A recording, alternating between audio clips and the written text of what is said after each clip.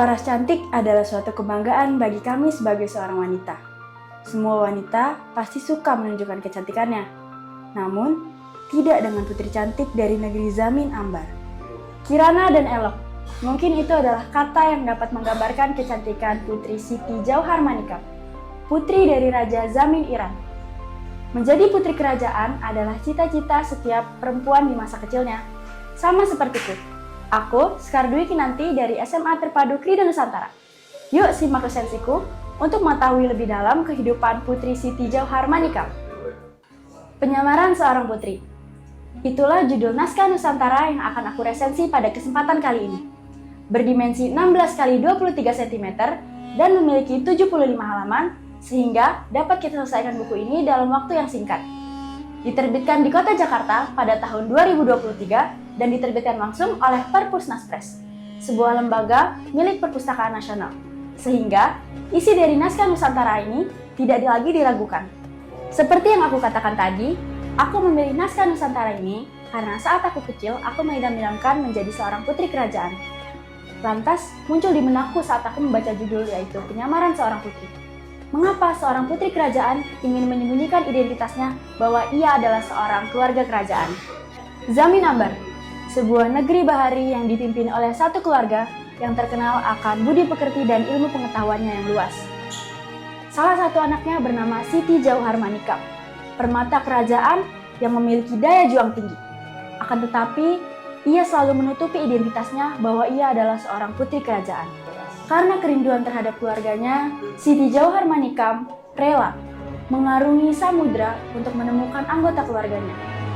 Bahkan ia sampai menutupi identitasnya bahwa ia adalah seorang putri kerajaan. Dari seperti kisahnya, dapat kita lihat bahwa tema dari naskah Nusantara ini adalah petualangan dan aksi. Diambil dari kegigihan Siti Jauhar Manikam.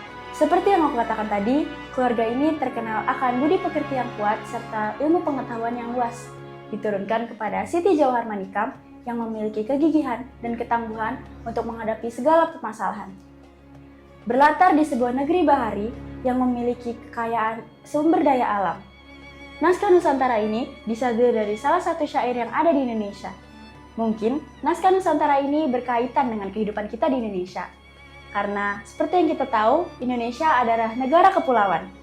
Kelebihan dari naskah Nusantara ini dituliskan secara singkat dan padat, sehingga isi dari cerita ini tersampaikan secara efektif, dan juga menggunakan alur maju yang dapat memudahkan kita sebagai pembaca untuk memahami isi cerita.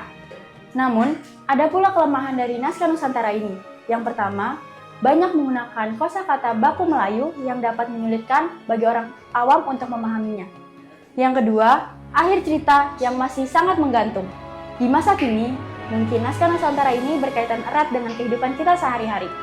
Untuk mendapatkan suatu hal, kita perlu berbagai perjuangan. Sama sepertiku, untuk menjadi aku yang sekarang, aku menghadapi berbagai kegagalan dan juga tantangan. Jika dibandingkan dengan naskah Nusantara lain, mungkin naskah Nusantara ini dapat menjadi pilihan. Apalagi untuk kalian yang menyukai cerita tentang petualangan. Aku pun merekomendasikan naskah Nusantara ini untuk generasi muda, agar kita dapat mempertebal kegigihan serta daya juang kita untuk mendapatkan apa yang kita inginkan. Tak lupa untuk terus melestarikan naskah Nusantara.